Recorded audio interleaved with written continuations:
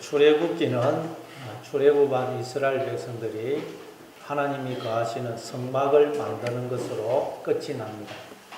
그런데 성막의 실체는 저와 여러분이라고 그랬죠. 그러니까 우리가 인생을 사는 목적은 바로 우리가 하나님이 거하시는 성막으로 지어져 가기 위해서라는 말입니다. 에베소서 2장 21절입니다. 그의 안에서 건물마다 서로 연결하여 주 안에서 성전이 되어가고 너희도 성령 안에서 하나님이 거하실 처소가 되기 위하여 그리스도 예수 안에서 함께 지어져 가느니라. 아멘. 우리가 하나님이 거하시는 처소라는 것입니다. 이 말은 계속 말씀드렸지만 하나님이 우리를 장막이 되어 품고 계시고 또 하나님이 우리를 장막으로 삼아 우리 안에 거하신다는 말이라고 했습니다. 하나님은 그렇게 해서 우리와 함께 영원토록 살기를 원하십니다. 그렇게 하나님과 하나 되어 우리가 영원히 사는 곳이 천국입니다. 그런데 우리가 하나님의 품 안에 들어오고 또 하나님을 마음에 모시게 되면 비록 부분적이지만 지금 여기서부터 우리가 하나님과 함께하는 천국의 삶, 영생의 삶을 살게 된다는 것입니다. 그래서 예수님이 나는 아버지 안에 있고 아버지는 내 안에 계시고 나와 아버지는 하나다 그러셨죠. 그래서 우리는 이 성막을 살펴볼 때 이 성막은 하나님과 하나된 나의 모습을 이야기하고 있다. 다시 말해 하나님이 나를 품고 계시고 또한 하나님이 나를 장막으로 삼아 내 안에 거하시는 것을 이 성막을 통해서 설명을 하고 계신다. 이 성막은 나를 이야기하고 있다 하는 걸 여러분 자꾸 기억하셔야 됩니다. 그래서 이 성막을 통해서 여러분이 하나님이 거하시는 처소로 더욱 지어져 가시는 여러분 되시기를 바랍니다. 오늘은 이제 성막의 나머지 부분, 성막 본체의 나머지 부분에 대해서 살펴보겠습니다. 첫째는 이제 성막의 벽을 이루는 널판입니다. 먼저 우리 15절부터 18절까지 한번 읽어보겠습니다. 15절부터 18절 시작. 너는 조각목으로 성막을 위하여 널판을 만들어 세우되 각 판의 길이는 10규빗, 그 길이는 한 규빗 반으로 하고 한 판에 두 촉씩 내어 서로 연결하게 하되 너는 성막 널판을 다 그와 같이 하라. 너는 성막을 위하여 널판을 만들되 남쪽을 위하여 널판 20개를 만들고 또 이리 내려가서 20절 읽습니다. 시작. 성막 다른 쪽 곧 북쪽을 위하여도 널판 20개로 하고 또 좀 내려가서 22절부터 24절 시작. 성막 뒤 두 모퉁이 쪽을 위하여는 널판 2개를 만들되 아래에서부터 끝까지 각기 2겹 두께로 하여 윗꼬리에 이르게 하고 두 모퉁이 쪽을 다 이루며. 하나님은 조각목으로 성막의 벽을 이룰 널판을 만들라고 하십니다. 널판의 이제 크기는 길이가 10규빗, 그러니까 약 5m죠. 2층 높이, 그 성막의 높이가 약 2층 높이, 5m 정도 됩니다. 그리고 너비는 한 규빗 반. 그러니까 한 75cm 폭되고 길이는 5m가 되는 널판 판자를 만들라고 그래요. 그래서 각각 이 좌우에 각각 20개씩, 뒤에 8개, 합하면 48개의 널판을 만들라고 하십니다. 이 널판을 만들어야 성막이 세워질 수 있어요. 벽이 있어야 성막이 세워질 거 아닙니까?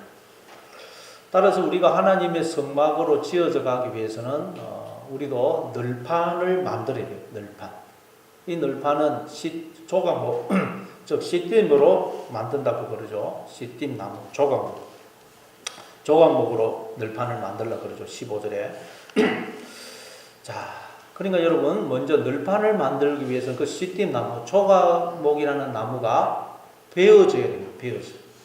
지금까지 그 시띠나무가 뿌리를 받고 자라오던 그 땅에서 베어져야 된다는 거예요. 그게 그냥 뿌리를 받고 있으면 안 됩니다. 베어져야 널판이 될 수 있어요.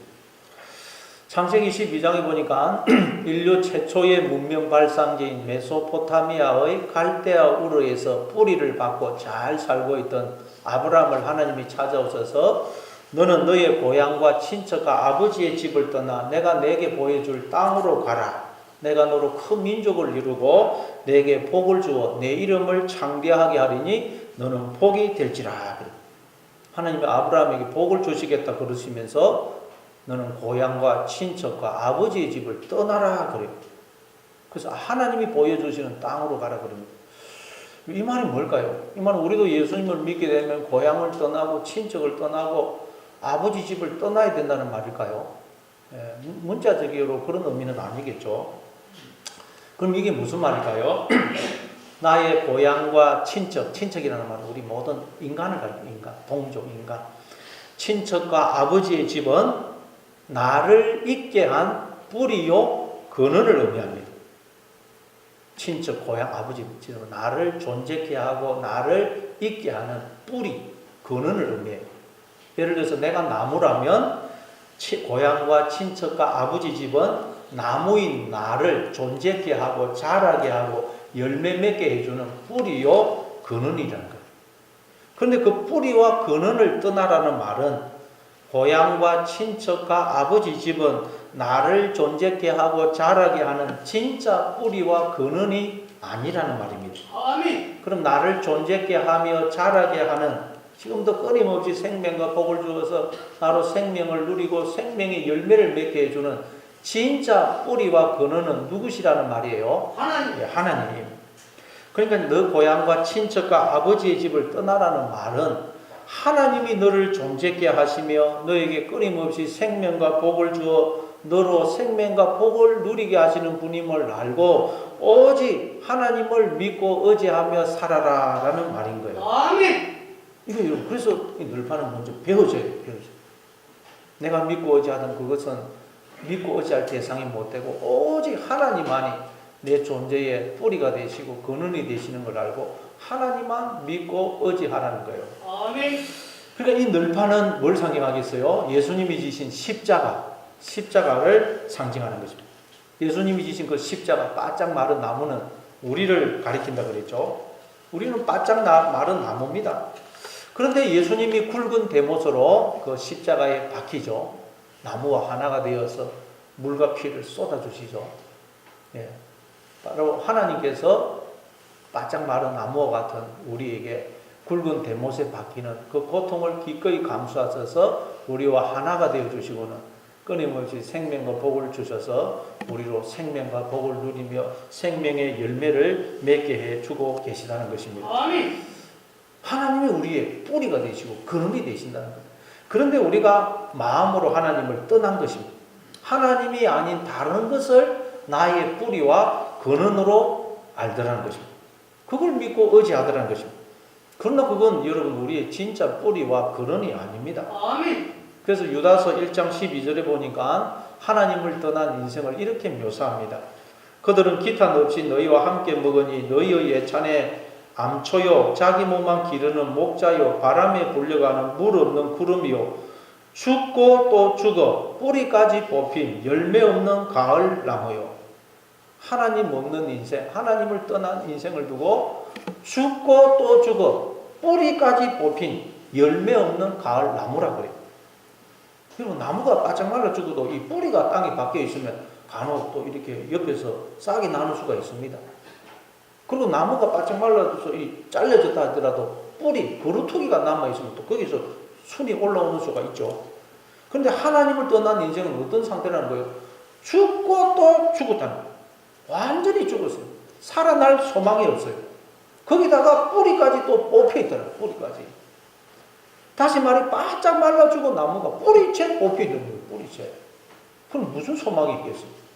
거기다가 벌레에 뽑혔으면 뭐 이제 나무에 열매라도 뭐 달려서 말라있을 텐데 언제 그냥 얼마나 오래전에 뽑혔으면 바짝 뽑혀가지고 말라있는데 아무런 열매가 맺혀있지를 않더라.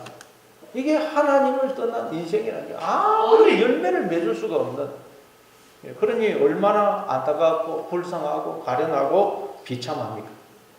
그러니까 네 고향 친척 아버지의 집을 떠나라는 말은, 즉 조각목을 베어라는 말은 하나님이 너를 존재케 하며 너에게 생명과 복을 주어 너로 생명과 복을 누리게 하시는 분임을 알고 하나님께로 돌아오는 거예요. 아멘. 오직 하나님만 믿고 의지하고 붙들고 살라는 말씀입니다. 아멘.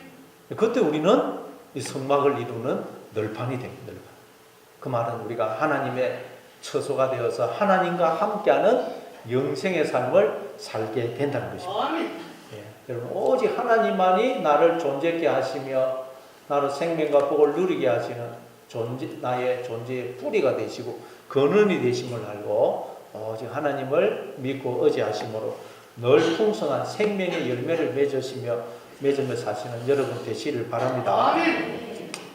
그리고 또 이 널판을 만들기 위해서는 나무를 베가지고 껍질을 벗겨야 돼요. 가지를 다 치고 껍질을 벗기고 따듬어야 됩니다. 널판을 만들고 요즘 같은 뭐 기계 이용도 있겠지만 뭐 옛날엔 대패로 깎고 그럼 대패도 없으면 뭐 칼로 깎았겠죠. 가지를 자르고 껍질을 벗기고 하여튼 따듬어야 돼요. 그냥 널판이 안 됩니다. 예수님이 마태복음 16장 24절에서 아무든지 나를 따라오려거든 자기를 부인하고 제 십자가를 지고 나를 쫓을 것이니라 그러셨죠. 우리가 예수님을 따르기 위해서는, 즉 하나님과 함께하는 영생의 삶을 살기 위해서는 가장 먼저 해야 할 일이 자기를 부인하는 것이에요. 자기를.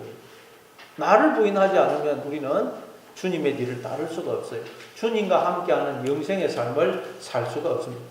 나를 부인한다는 말은 뭡니까? 나를 부인한다는 말은 나는 머리가 아니라 나는 머리가. 하나님이 나의 머리가 되신다는 거예요. 내가 머리 자리에서 모든 걸 판단하고 결정하면 안 된다는 거죠.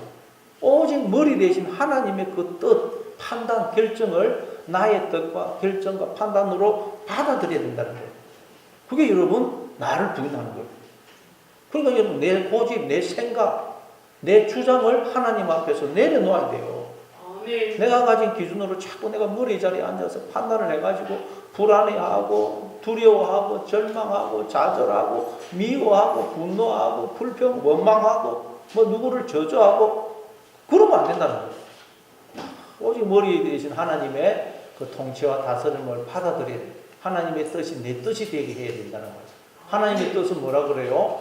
항상 기뻐하라, 쉬지 말고 기도하라, 범사에 감사하라. 이는 그리스도 예수 안에서 너희를 향하신 하나님의 뜻이니라. 아멘. 하나님, 머리 대신 하나님이 모든 걸 판단을 해보니까 항상 이건 기뻐할 일이라는 거예요.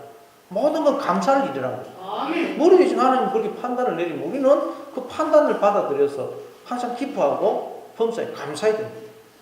그게 여러분 나를 부인하는 거예요. 나는 머리가 아니라는 거예요. 근데 우리는 틈만 나면 머리를 치게 들죠. 내가 머리 자리에 앉아서 판단 날려들고. 그걸 우리는 내려와야 돼요. 그게 나를 부인하는 부인. 그래서 이제 껍질이 벗겨지고 다듬어진 이 널판은 금으로 입혔습니다. 금으로. 나무가 가지고 있던 원래 모습은 가려지고 하나님의 아름다움과 영광으로 덧입게 되는 것입니다. 주님께서 우리를 그렇게 연단하시고 훈련하신 후에 우리가 다 그렇게 정금같이 나올 것을 믿으시기 바랍니다. 아멘. 자, 다음은 이 널판을 그 위에 세우게 되는 은받침, 기초에 대해서 살펴보겠습니다. 우리 19절을 읽습니다. 시작. 스물 널판 아래에 은받침 40개를 만들지니 이쪽 널판 아래에도 그 두 촉을 위하여 두 받침을 만들고 저쪽 널판 아래에도 그 두 촉을 위하여 두 받침을 만들지니. 또 내려가서 21절 있습니다. 시작. 은받침 40개를 이쪽 널판 아래에도 두 받침, 저쪽 널판 아래에도 두 받침으로 하며. 또 내려가서 25절 있습니다. 시작. 여덟 널판에는 은받침이 16이니 이쪽 판 아래에도 두 받침이요 저쪽 판 아래에도 두 받침이니라. 이 널판은 그냥 땅에 세우는 게 아니고 이제 은받침을 만들어서 이 널판 아래에 두 개의 촉이 있어요. 두 개의 촉이 있는데 그래서 두 개의 은받침 위에 구멍을 내서 널판을 그 은받침 위에 세웁니다. 자, 그런데 여러분, 그러니까 이 아까 널판이 개수가 몇 개라고 그랬죠? 48개. 좌우로 20개, 뒤에 8개. 근데 널판 하나에 은받침이 2개가 들어가요. 널판 밑에 촉이 2개 양쪽으로 나와 있고 은받침 하나에 구멍이 있어서 끼우는. 그러니까 이 좌우에 각각 40개, 뒤에 널판이 8개니까 은받침이 16개, 그리고 앞에 또 4개. 그래서 은받침이 총 100개입니다. 100개. 은받침 하나가 약 한 50kg 정도 됩니다. 그러니까 은받침 다 하면 5,000kg, 5톤입니다. 5톤. 보통 무게가 이걸 다 메고 갑니다. 이 5톤이 하나 되는 기초가 되니까 거기에 세우니까 이 바람이 불어도 이 성막이 넘어지지 않는 것입니다. 에베소서 2장 20절입니다. 너희는 사도들과 선지자들의 터 위에 세우심을 입은 자라. 그리스도 예수께서 친히 모퉁이 돌이 되셨느니라. 사도들과 선지자들의 터라는 말은 사도들과 선지자들이 우리의 무슨 터가 된다는 말이 아니고 사도들과 선지자들이 전해준 터라는 말이에요. 터. 그 터는 뭘까요? 예수님입니다. 예수님. 하나님인 거예요. 하나님이 우리의 존재의 터, 기반, 터전이 되신다. 아멘. 마태복음 16장에 보면 예수님이 제자들에게 너희는 나를 누구라 그렇게 물으시죠. 그때 베드로가 주는 그리스도시요 살아계신 하나님의 아들이시니다. 그러니까 예수님이 바요나 시모나 내게 복이 있도다. 이를 내게 알게 하는 혈육이 아니요 하늘에 계신 내 아버지시니라. 또 내가 내게 이르노니 너는 베드로라. 이 반석 위에 내 교회를 세우리니 엄부의 권세가 이기지 못하리라. 너는 베드로라. 베드로가 헬라어로 페트로스입니다. 페트로스는 반석이에요. 반석. 너는 페트로스 반석이라. 내가 이 반석 위에 내 교회를 세우겠다. 그러면 베드로 위에 교회를 세운다는 말일까요? 베드로 위에. 가톨릭에서는 그렇게 보고 있습니다. 그러나 우리 개신교에서는 베드로 위에 교회를 세운다는 말이 아니고 베드로의 신앙 고백 위에 교회를 세우시는 것으로 이해하고 있습니다. 아멘. 반석 위에 내 교회를 세우겠다. 그럼 성경에서 반석은 누구를 상징합니까? 예수님. 예수님이죠. 예수님. 그 말은 하나님이 우리의 반석이 되신다는 말이에요. 시편 40편 2절입니다. 나를 기가 막힐 웅덩이와 수렁에서 끌어올리시고 내 발을 반석 위에 두사 내 걸음을 견고하게 하셨도다. 하나님이 내 존재의 반석, 터전, 기반이 되어주심으로 우리가 이렇게 마음껏 살고 뛰고 그냥 활동을 할 수가 있다는 거예요. 그런데 인간들이 하나님을 떠나서 자기들에게 주어져 있는 반석, 기반, 삶의 터전을 도둑질해서 마치 그것이 자기들이 만든 것이냐, 즉 자신들이 스스로 자신의 그 존재의 터전, 기반, 터전이 되어서 살고 있는 것처럼 착각을 하더라고요. 그게 하나님 없는 인간들의 실상입니다. 그러면 여러분 자기가 자기의 존재의 터전이 반석이 되어버리면 그 터전은 가짜이기 때문에 무너집니다. 그래서 예수님이 모든 인간을 대표하는 베드로에게 너는 베드로라, 페트로스라. 이 반석 위에, 반석은 또 헬라어로 페트라입니다. 페트라 위에 내 교회를 세우리니 엄부의 권세가 이기지 못하리라. 자, 페트로스와 페트라는 헬라어로 다 반석이라는 뜻이에요. 반석. 근데 페트로스는 남성형 단어고 페트라는 여성형 명사입니다. 여성형 명사. 너는 페트로스라. 너는 남성형 반성이야. 자, 여러분 성경에서 남성은 스스로 씨를 가져서 생명으로 존재할 수 있는 존재를 가리킵니다. 그러니까 말하자면 하나님만 남자이셔요. 남자. 그리고 여자는 남자이신 하나님으로부터 씨를 받아야만 생명일 수 있는 피조물을 가리켜요. 근데 예수님 베드로를 향하여 너는 페트로스라. 남성형 반석이야. 너는 스스로 네가 씨를 생명을 만들어내어서 생명으로 존재한다고 착각하고 있는데 네가 너의 존재의 기반이 터전이 되어서 네가 이렇게 살고 있다고 착각을 하는데 내가 너를 페트라. 여성형 반석.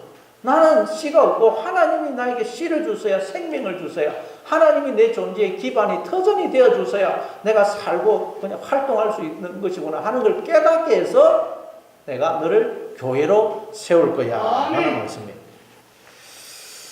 이처럼 여러분 하나님이 우리의 존재의 터전, 기반, 반석이 되어 주심으로 우리가 이렇게 여러분 막 그 위에서 하나님이라는 터전 위에서 마음껏 우리가 살고 웃고 떠들고 뛰고 이렇게 살고 있는 거예요. 아멘. 그래서 고린도전서 3장 11절에 보니까 이 닦아둔 것 외에 능히 다른 터를 닦아둘 자가 없으니 이 터는 곧 예수 그리스도라. 아멘. 예수 그리스도가 우리의 터가 되신다는 말. 하나님이 우리의 터전, 존재의 터전, 기반, 기초가 되신다는 말. 아멘. 따라서 하나님이 우리의 반석, 기초, 기반이 되어 주시기 때문에 하나님을 떠나면 우리는 기초가 없는 집이 되는 거예요. 기반이 없는. 그러면 집이 무너지는 거예요. 나라는 존재의 집이 무너져 버린 거예요. 그래서 우리가 하나님을 떠나면 깊은 수렁에 빠져버린 거예요. 왜? 나라는 존재의 집이 무너지거든요. 기초가 없기 때문에. 깊은 수렁에 빠지는 거예요. 나는 도대체 누군지, 내가 왜 여기에 있는지, 내가 왜 이런 인생을 사는지, 내가 어디서 와서 어디로 가는지를 알지 못하는 어둠 속에서 방황하게 돼요. 그걸 사도 다윗이 깊은 수렁에 빠지다. 깊은 수렁. 근데 거기서 건져서 하나님이 나를 반석 위에 세워주셨다. 감사합니다. 하나님이 내 존재의 반석이, 기반이, 터전이 되어주심으로 내가 이렇게 살고 있는 것을 깨닫게 해주신 거예요. 그러니 나는 여러분 수렁에 빠질 일이 없는 거예요. 이걸 알게 돼요. 아멘. 여러분 오직 하나님께로 돌아오심으로 하나님이 여러분의 존재의 기반이, 터전이 되셔서 여러분의 그 존재의 집이 굳건히 서시는 여러분 되시기를 바랍니다. 아멘. 그래서 또 뒤에 보니까 그리스도 예수께서 친히 모퉁이 돌이 되셨느니라 그렇게 이야기합니다. 에베소서 2장 20절에 보니까 예수님이 모퉁이 돌이 되세요. 모퉁이 돌. 이거 전에도 설명드린 적이 있죠. 우리나라에는 집을 지을 때 어떻게 짓느냐. 기둥이 설 자리에 주춧돌을 먼저 놓습니다. 그리고 기둥을 세우고 돌보를 얹고 석가를 얹고 지붕을 만들고 벽을 만들고 이런 식으로 집을 짓습니다. 근데 이스라엘 나라에서는 어떻게 집을 지은다 그랬죠?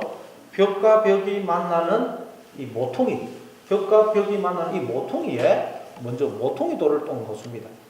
그리고 그 모퉁이 돌과 비슷한 크기와 재질의 돌로 이렇게 벽을 쌓아서 집을 만들어요. 그래서 그 모퉁이 돌만 딱 보면 이 집의 재료가, 이 집을 이루고 있는 재료가 무엇이고 이 집이 어떤 구조가 어떻게 되는지를 알 수가 있습니다. 근데 우리의 이 존재라는 집에 모퉁이 돌이 누구라고요? 예수님이라는 거예요. 하나님이라는 거예요. 그럼 하나님이라는 말은 우리를 이루고 있는 재질이 뭐라는 거예요? 모퉁이 돌만 보면 이 집을 이루는 재료가 뭔지, 구조가 뭔지 알 수 있는데 모퉁이 돌이 예수 그리스도라는 거예요. 그러니까 하나님께서 하나님 당신에게 속한 것을 재료로 하여 우리를 지었었다는 거예요. 아멘. 모퉁이 돌이 예수님이라는 말은 하나님이 당신의 피, 당신의 생명, 즉 하나님 당신 자신을 재료로 하여 우리를 지으셨다는 거예요. 아멘. 우리가 자식을 낳을 때도 부모의 그 정자, 아버지의 정자, 난자를 가지고 자식을 만들죠. 부모는 자기의 피, 생명을 보고 자기를 재료로 하여 자식을 만드는 것입니다. 마찬가지로 하나님은 당신의 피, 생명, 즉 하나님 자신을 재료로 하여 우리를 지으셨다는 거예요. 감사합니다. 그걸 두고 예수님의 피값으로 우리를 샀다 그러는 거예요. 하나님이 당신의 피를, 생명을 부어 우리를 지으신 것을 그렇게 설명하는 것입니다. 그래서 이 성막의 기초가 되는 은받침, 도대체 이 은받침 5톤이나 되는 이 은이 어디서 나왔을까요? 물론 애굽에서 나올 때 다 가지고 나온 것인데 출애굽기 뒤에 30장 11절에 보면 하나님이 모세에게 이스라엘 백성들의 그 인구를 조사할 때에 조사를 받은 각 사람은 속전으로 반세계를 은으로 내놓게 하라고 말씀합니다. 은을 속전이라고 그래요. 은. 속전이 뭡니까? 죄를 속하기 위해서 내놓는 값이 속전입니다. 속전. 하나님이 피값으로 우리의 죄를 속겠다 그러죠. 아멘. 피를 값을 주고 우리를 사셨다는 거예요. 그 말은 하나님이 당신의 피를, 생명을 부어 우리를 지으신 것을 의미합니다. 아멘. 그런데 인간들이 그걸 아무도 모르라는 거예요. 내가 하나님이 당신의 피를, 생명을, 당신을 재료로 해서 우리를 지었었는데 인간들이 그걸 아무도 모르더라는 거예요. 그래서 하나님이 다시 이 땅에 오셔서 십자가에 달려 우리를 위해 피를 흘려주신 피를. 그래서 창세기 2장 2절에도 보면 하나님이 그 여자를 지으실 때 어떻게 합니까? 아담을 깊은 잠에 빠지게 해서 갈비뼈를 뽑아서 하와를 짓죠. 그 갈비뼈라는 말이 첼라입니다. 첼라. 측면, 부분, 그런 일부라는 뜻이 일부. 그러니까 아담의 일부를 가지고 하나님이 그 하와를 지었었다. 그래서 아담이 떡 일어나서 하와를 보고는 뭐라 그럽니까? 이는 내 뼈 중에 뼈요, 내 살 중에 살이로다. 그러죠.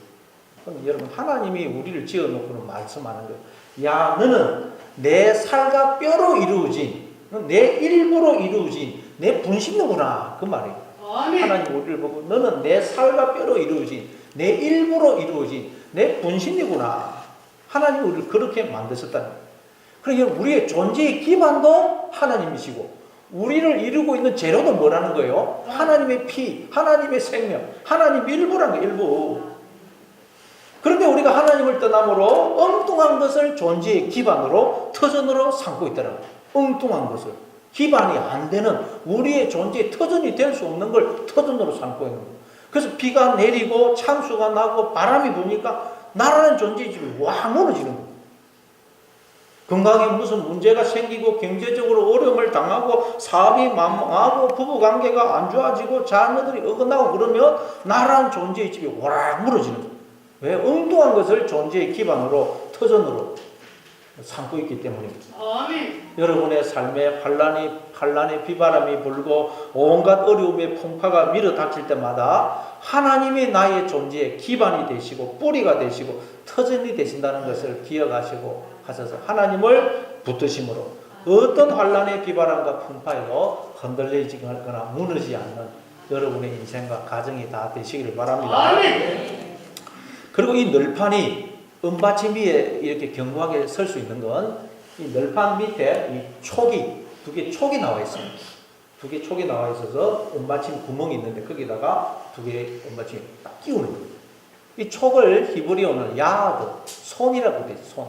야드, 손. 그럼 이건 뭘 의미해요? 하나님께서 손으로 우리를 붙들고 계시는 것을 의미하는 것입니다. 아멘. 하나님이 손으로 우리를 붙들고 계세요. 이사야서 41장 10절입니다. 두려워하지 말라. 내가 너와 함께함이니라. 놀라지 말라. 나는 내 하나님이 됨이라. 내가 너를 굳세게 하리라. 참으로 너를 도와주리라. 참으로 나의 의로운 오른손으로 너를 붙들리라.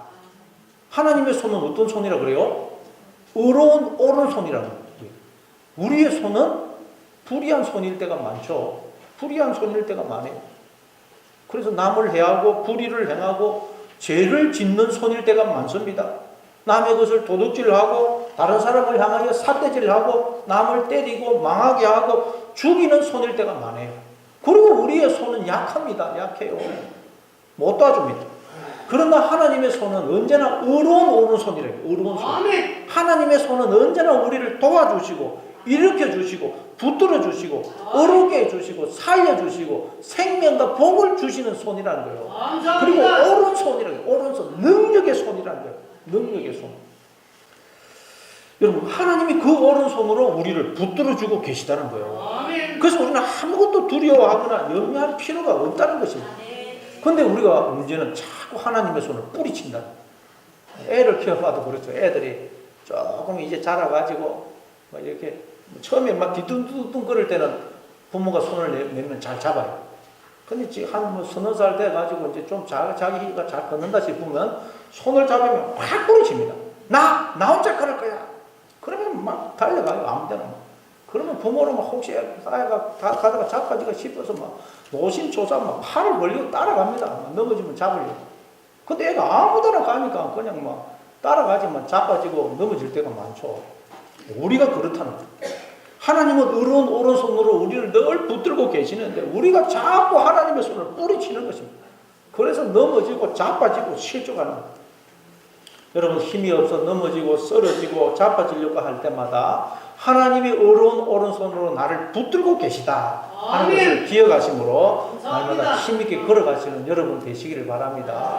그리고 우리도 손으로 오직 하나님을 붙드시는, 손으로 다른 것이 아니라 오직 하나님만을 붙드시는 여러분 되시기를 바랍니다. 자, 그리고 세 번째는 이 성막의 널판을 또 이렇게 연결하는 띠가 있습니다. 그 띠에 대해서 살펴보겠습니다. 26절부터 30절. 자, 26절부터 30절 같이 읽습니다. 시작. 너는 조각목으로 띠를 만들지니 성막 이쪽 널판을 위하여 5개요, 성막 저쪽 널판을 위하여 5개요, 성막띠 있고 서쪽 널판을 위하여 5개이며 널판 가운데 있는 중간띠는 이 끝에서 저 끝에 미치게 하고 그 널판들을 금으로 싸고 그 널판들의 띠를 깰 금고리를 만들고 그 띠를 금으로 싸라. 너는 산에서 보인 양식대로 성막을 세울지니라. 조각목으로 널판을 연결할 띠를 만들라고 하세요. 띠라고 해서 높건 줄로 생각할 수 있는데 그게 아니고 조각목으로 만든 얇고 긴 막대기입니다. 막대기. 그걸 이제 이 널판 안으로 구멍을 내가지고 밀을 이어서 널판들을 고정하는 것입니다. 성막은 각각 받침 위에 세워져 있습니다. 이것은 성도들이 개인적으로 말씀 위에 굳게 서야 할 것을 의미합니다. 구원은 여러분 어디나 개인적인 문제입니다. 그러나 널판은 홀로 서 있으면 넘어지기 쉽습니다. 그래서 모든 널판을 그 속에 구멍을 내가지고 긴 막대기를 이어서 다 널판을 고정을 시켜놨어요. 바깥에 보면 안 보이지만 속으로는 널판들이 다 연결이 되어 있습니다. 뭘 의미합니까? 신앙생활은 우리가 혼자 할 수 없다는 말이에요. 폴 트루니에라는 기독교 심리학자는 말하기를 사람이 혼자서 할 수 없는 것이 둘 있는데 하나는 결혼이고 하나는 신앙생활이라고 했어요. 그래서 우리에게는 교회가 필요하고 또 믿음의 형제 자매들이 필요한 것입니다. 아멘. 왜 우리는 연약하거든요. 조금만 있어도 넘어지고 흔들흔들합니다. 그래서 우리는 서로가 붙들어주고 일으켜주고 힘과 용기를 줄 필요가 있는 것입니다. 저도 앙골교회에서 10몇 년 목회를 하다 보니까 사실 좀 힘이 많이 빠졌습니다. 그래서 새벽 기도에도 막 기도하려고 하는데도 막 기도도 잘 안 되고 힘이 빠져가지고 사실 그랬습니다. 근데 요즘 들어서 우리 성도님들이 몇 분 많이 오셔가지고 기도를 하니까 저도 힘이 나가지고 이 새벽 기도에 열심히 기도를 하려고 하고 있습니다. 여러분, 우리는 연약합니다. 여러분, 우리가 불을 뗄 때도 장작을 모아야 불이 붙습니다. 그 장작이 모아서 불이 붙고 있는 그걸 장작을 하나씩 뽑아가지고 다 따로 놓으면 어떻게 됩니까? 꺼져버려요. 장작은 모일 때 불이 붙는 것입니다. 하나씩 걷어 놓으면 꺼져버리는 것입니다. 우리도 마찬가지입니다. 교회 안 나오고 혼자 예배 드리면서 신앙생활 하겠다. 안 됩니다, 여러분. 아멘. 그러면 신앙의 불이 꺼져버리는 것입니다. 그래서 우리는 성도의 교제가 중요하고 또 구역 모임이 필요한 것입니다. 이 띠는 여러분 어떻게 하냐? 바깥에 연결하는 게 아니고 판자 안으로 구멍을 내가지고 이 집어넣어서 연결을 합니다. 그래서 밖에서 보면 안 보여요. 안 보이는데 이 널판이 딱 붙어 있습니다. 마찬가지입니다. 하나님과 우리 눈에는 안 보이지만 사랑의 줄로 하나로 묶여져 있는 것입니다. 아멘. 우리 성도들도 마찬가지입니다. 교회는 여러분 학교도 아니고 무슨 공대도 아니고 그래서 아무런 법적 구속력이 없어요. 그 사람이 내일 교회 안 오면 그뿐입니다. 그러나 우리 성도는 이 사이는 눈에 보이지 않는 줄로 우리가 하나가 되어 있는 것입니다. 바로 우리는 하나님의 한 피바다 자녀된 우리가 다 하나님의 자녀인 것입니다. 하나님의 한 몸을 이루고 있는 것입니다. 하나님의 사랑의 줄로 우리가 다 연결이 되어 있는 것입니다. 눈에는 안 보이지만 우리는 다 하나예요, 하나. 여러분, 우리가 보이지 않는 이 줄로 연결되어 있다는 것을 기억하심으로 주님의 몸된 교회를 더 아름답게 세워갈 수 있는 저와 여러분 되시기를 바랍니다. 자, 그리고 이제 마지막으로 희장, 지성소와 성소를 맡고 있는 희장에 대해서 살펴보겠습니다. 우리 31절부터 33절까지 읽겠습니다. 31절부터 33절 같이 읽습니다. 시작. 너는 청색 자세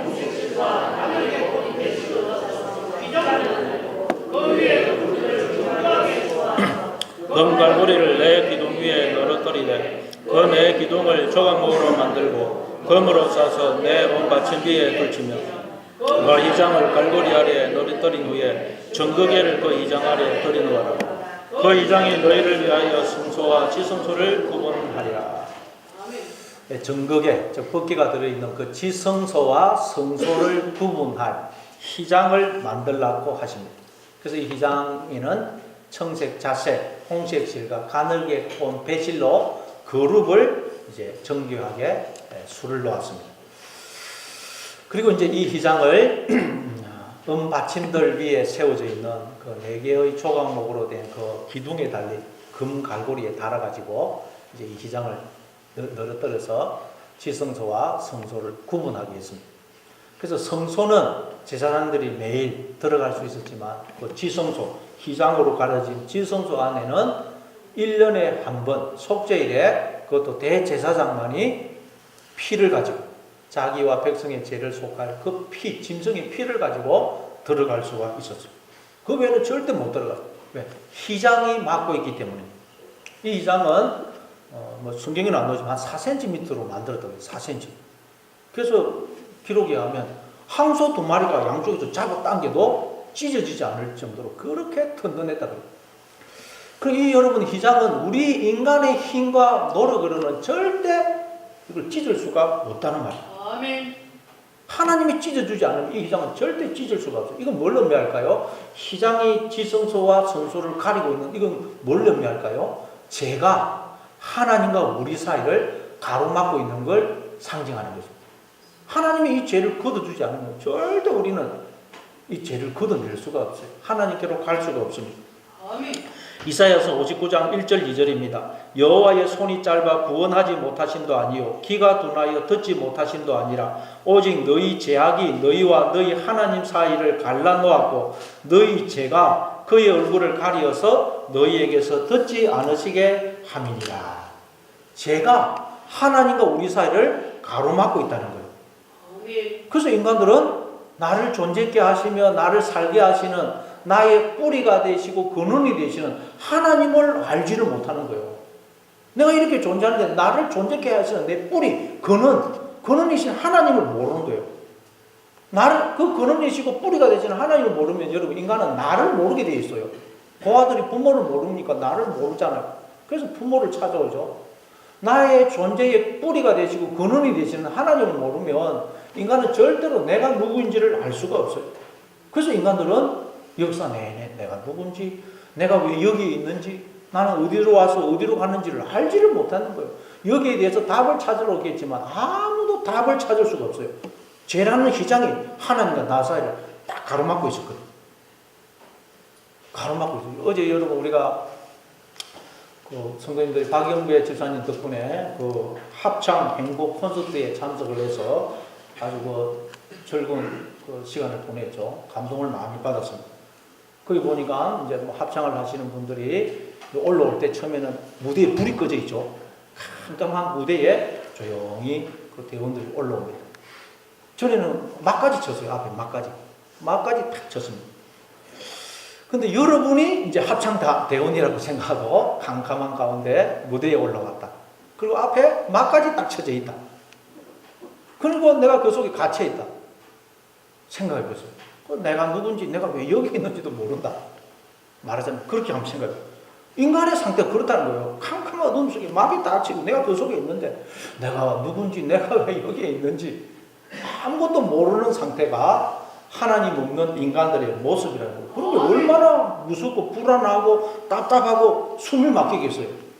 좁은 공간에 캄캄한데 탁 휘장이 막혀 있는 곳에 있으니 예수님 오시기 전에 인류가 다 이런 상태예요. 이런 상태.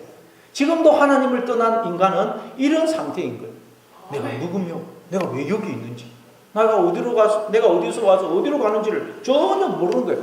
휘장이 가로막고 있기 때문에. 근데 예수님이 십자가에 달려 돌아가실 때 이 휘장이 위에서부터 아래로 확 찢어지죠. 휘장이 찢어진 거예요. 히브리서 10장 19절 20절입니다. 그러므로 형제들아 우리가 예수의 피를 힘입어 성소에 들어갈 담력을 얻었나니 그 길은 우리를 위하여 휘장 가운데로 열어놓으신 새로운 살 길이요 휘장은 곧 그의 육체니라. 자, 예수님이 우리를 위하여 오셔서 하나님과 우리 사이에 막혀있는 휘장을 확 찢어주셨다는 거예요. 그래서 우리에게 새로운 살 길을 열어주셨다는 거예요. 새로운 살 길. 예수님이 우리에게 열어주신 이 길은 새로운 길이라는 거예요. 우리 인간은 지금까지 보지도 못하고 듣지도 못하고 상상도 못한 길, 전혀 찾지도 못했고 그 한 번도 걸어본 적이 없는 그런 새로운 길을 예수님 우리 앞에 활짝 열어주셨다는 거예요. 이 새로운 길은 어떤 길이라고 그래요? 열어놓으신 새로운 살 길이라고 해요. 살 길.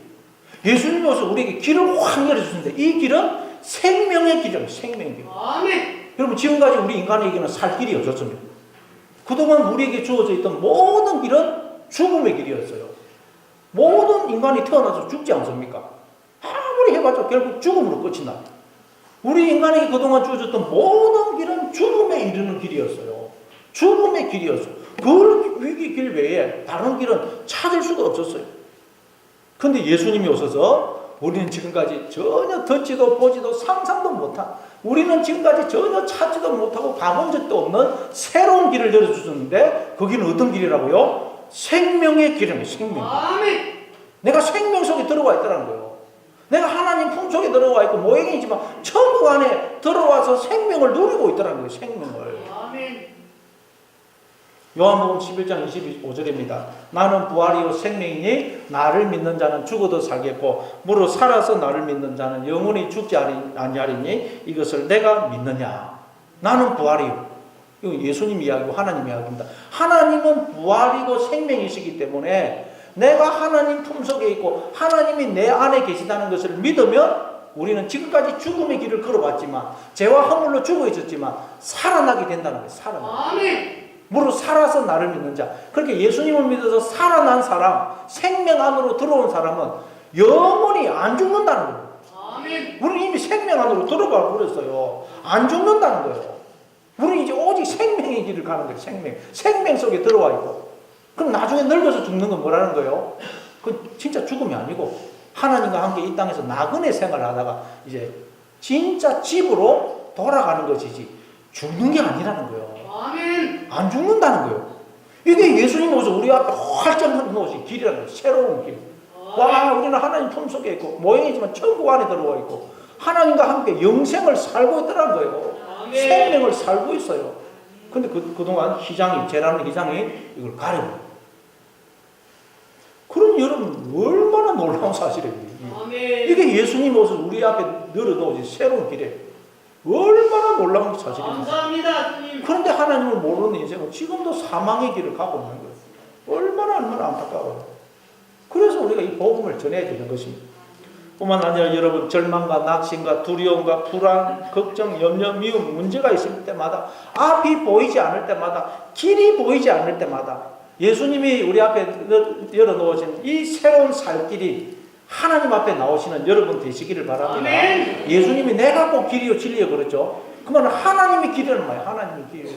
하나님 앞에 나올 때 새로운 생명의 길이 열리는 것입니다. 하나님 앞에 나올 때. 여러분 길이 보이지 않을 때마다 하나님 앞에 나오심으로 생명의 길이 활짝 열리시는 여러분 되시기를 바랍니다. 이 길은 휘장 가운데로 열어놓으신 길인데 휘장은 저희의 육체라 그러죠. 육체란 휘장이 육체란 말이에요. 그래서 성경에서 육, 영 이건 대조적으로 쓰인다 그랬죠. 육이라는 말은 성경에서 베드로전서 3장 18절도 보면 예수님의 죽음과 부활을 두고 육체로는 죽임을 당하시고 영으로는 살리심을 받다 그러죠. 육이라는 것은 우리의 그 가짜머리와 하나가 되어 있던 거짓 나를 가리켜요. 하나님 없는 생각을 하고 육신의 생각을 하고 그 가짜머리와 하나 된 거짓 나가 나를 육이라고 그러고 진짜 머리이신 하나님과 하나 된 나, 하나님의 생각을 하는 참나, 그걸 영이라고 해요. 그게 여러분 죄 아닙니까? 거짓 나. 그걸 육체. 그 죄가 하나님과 우리 삶을 막기 때문에 그걸 확 찢어졌다. 아, 내가 그동안 머리가 되어서 하나님을 알지를 못했구나. 하나님이 나의 머리가 되었으면 내가 머리가 되어서 그동안 하나님을 알지 못하고 있다는 걸 예수님이 십자가의 죽음과 부활을 통해서 우리로 깨닫게 해주신 것입니다. 감사합니다. 예. 그래서 여러분 우리가 그동안 하나님을 못 본 거예요. 내가 머리가 되어 있었거든요. 가짜 머리가 하나님과 나사를 막아버린 가짜 머리. 여러분의 오해, 착각, 잘못된 생각이 하나님을 막아버린 거예요. 그래서 우리가 하나님을 보지 못한 거예요. 그래서 이 나라는 존재가 누군지 내가 누군지를 몰란 거예요. 나라는 존재가 비밀이 됩니다. 비밀. 성경에 보니까 비밀이라는 말이 많이 나오죠. 예수님이 하나님의 비밀이라고 그러죠. 그 말은 우리가 하나님의 비밀이라는 비밀. 그래서 우리 인간의 힘과 지혜로는 절대 이 하나님의 비밀을 알 수가 없는 거예요. 알 수가. 아멘. 그래서 휘장이 찢어져서 여러분 나라는 존재가 누군지 드러나는 거예요. 이게 뭐냐? 복음이 딴 게 아닙니다. 이 휘장이 찢어져서 하나님의 비밀이 확 드러나는 거예요. 보니까 내가 하나님의 자녀들한 거예요. 하나님의 아들이란 거예요. 하나님이 나를 품고 계시고 하나님이 내 안에 계시고 내가 하나님과 하나가 되어 있더란 거예요. 그게 드러나는 게 뭐라고요? 복음이에요. 복음. 아멘. 그래서 로마서 1장 2절에 보니까 이 복음은 하나님이 그의 아들에 관하여 선지자들로 말미암아 성경에 미리 약속하신 거죠. 복음이란 뭐라 그래요? 아들에 관한 내용이래. 아들에 관한. 우리가 예수님의 하나님의 아들이 우리가 예수님 안에서 하나님의 자녀 아닙니까? 복음이란 하나님의 자녀인 나에 관한 내용이라는 거예요. 근데 그게 휘장이 가려져서 우리가 그동안 내가 누군지를 몰랐던 거예요. 비밀이었던 거예요. 근데 예수님이 오셔서 휘장을 확 걷어주십니다. 하나님과 알고 봤더니 내가 하나가 되어 있다. 하나님이 나를 품고 계시고 하나님이 내 안에 계시고 하나가 되어 있더라는 거예요. 그게 휘장이 가려진 거예요. 내가 하나님의 자녀로 드러난 거예요. 그러니까 여러분 복음은 딴 게 아닙니다. 복음은 하나님의 자녀의 우리에 관한 내용이기 때문에 나라는 존재가 뭐라고요? 복음이라는 거예요. 복음. 예수님이 복음이면서 예수님 안에 있는 우리가 복음이라는 거예요. 우리가 하나님의 자녀로 확 드러나는 게 복음이 복음. 예, 왜 우리가 여러분 나라는 존재가 복음일까요? 내가 존재한다는 말은 하나님이 당신의 피, 생명, 당신 자신을 부어 나를 지으셨기 때문에 우리가 하나님의 자녀고 상속자라는 말이고 우리가 하나님의 품속에 하나님이 모형이지만 천국 안에 들어와 있다는 것을 의미하거든요. 그래서 내 나라는 존재 자체가 복음이라는 거예요. 복음. 그래서 마가복음 1장 1절이 어떻게 시작합니까? 하나님의 아들 예수 그리스도의 복음의 시작이라. 하나님의 아들 예수 그리스도의 복음. 예수님이 복음이라고. 예수님. 그 말은 예수님 안에 있는 우리가 복음이라고. 그래서 이 땅에서 여러분 생명이 태어날 때마다 한 생명이 태어날 때마다 하나님의 복음이 시작이 되는 거예요. 한 생명이 이 땅에 태어날 때마다 하나님의 복음이 시작되는 거예요. 여러분이 이 세상에 태어날 때 하나님의 복음이 시작이 되는 거예요. 그런데 커튼이 가려져가지고 인간들이 모르는 거예요. 그래서 하나님이 예수님 오셔서 그 커튼을 걷어주신 거예요. 우리가 예수님께로 돌아오면 그 커튼이 걷어져서 진짜 우리가 하나님의 복음으로 이제 복음이 되는 것입니다. 그게 비밀이에요. 그게 또한 예수님의 세례 장면이죠. 세례 장면. 예수님이 세례를 받으시고 물에서 올리니까 하늘이 확 열리죠. 하늘이라는 휘장이 우리의 거짓자라는 그 휘장이 확 찢어지는 거예요. 그러니까 하나님의 세계가 펼쳐지는 거예요. 하나님 품속에 있고 내가 모형이지만 하나님 나라 안에 들어가 있더라고요. 내가 이미 하나님과 함께하는 영생의 삶, 생명의 삶을 살고 있더라고요. 하나님으로부터 성령이 끊임없이 생명과 복이 계속 부어지고 있고 하나님이 말씀을 하시죠. 이는 내 사랑하는 아들이요 내가 기뻐하는 자녀라 말씀하시죠. 예수님의 그 세례 장면은 마치 그거 같아요. 그 커튼이 닫혀있고 캄캄한 어둠 속에 내가 무대 위에 있어. 내가 도대체 내가 누구면 왜 여기 있는지 모르는데 커튼이 확 열리면서 조명이 나를 확 비추는 거거든요. 보니까 내가 무대 위에 올라와 있네요. 그리고 보니까 수많은 사람들이 내가 하는 그 노래를 들으려고 다 나를 주목하고 있어요. 그리고 내가 입을 여는데 뭐 내가 어떻게 내한테 이런 실력이 있는지 입을 여는데 막 노래가 너무나 훌륭하게만 나를 통해서 노래가 나오네요. 사람들이 나의 노래를 듣고 감동을 받고 그냥 그렇게 눈물을 흘려요. 알고 봤더니 우리 인생이 그렇다는 거예요. 우리 인생이. 사무엘 하 23장 1절 2절입니다. 이는 다윗의 마지막 말이라 이새의 아들 다윗이 말하며 높이 세워진 자 야곱의 하나님께로부터 기름 부음 받은 자 이스라엘의 노래 잘하는 자가 말하노라 여호와의 영이 나를 통하여 말씀하시며 그의 말씀이 내 혀에 있도다. 다윗이 자신을 두고 높이 세워진 자 하나님께로부터 기름 부음 받은 자 이스라엘의 노래 잘하는 자가 말한다는 거예요. 하나님의 영이 나를 통하여 말씀을 하고 계시나요? 하나님은 우리를 입으로 삼아서 말씀하시고 우리를 노래로 삼아서 당신을 노래하고 계시다는 거예요.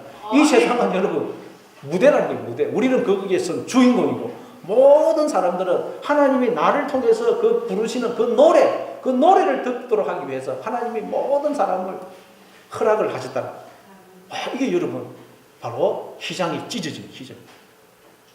여러분이 그러니까 여러분 세상의 주인공. 날마다 하나님 앞에 나오심으로 여러분 앞을 막고 있던 휘장이 거쳐져서 이 세상에 하나님의 노래를 들려주는 자로 살아가시는 여러분 다 되시기를 바랍니다.